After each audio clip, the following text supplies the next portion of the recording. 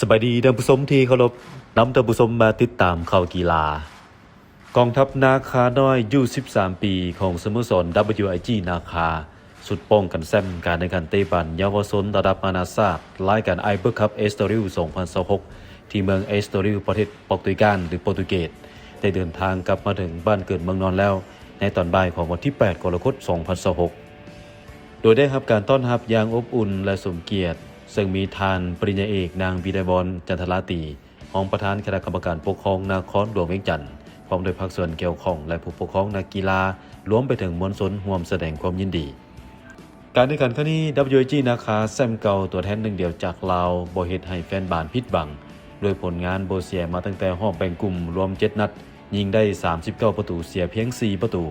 สร้างประวัติศาสตร์อีกหน้าใหม่ให้แก่วงการปานเตะลาวการแข่งขันครั้งนี้มีนักกีฬาหลายหมื่นคนจากหลายสโมสรที่มาจาก50กว่าประเทศเข้าร่วม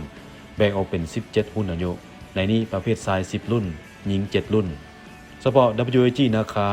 ร่วมแข่งขันประเภทชายรุ่นอายุบ่เกิน13ปีหรือU13โดยมี46ทีมจาก17ประเทศเข้าร่วมคือบราซิลแอสปายฝรั่งโปโลยโครเอเชียบุลการี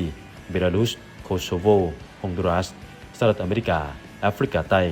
สหรัฐอาหรับเอมิเรตส์สิงคโปร์อูกันดาลาวและโปรตุเกสเจ้าภาพผลงานครั้งนี้เป็นผลงานที่แสดงให้เห็นถึงศักยภาพความสามารถของเยาวชนลาวที่บ่น้อยหน้าชาติใดในโลกขอแสดงความยินดีและชมเชยกับผลงานของนาคน้อยลาวกับผลงานเถื่อนี้และจงสืบต่อรักษาผลงานและพัฒนาต่อไปอย่างบ่หยุดยั้ง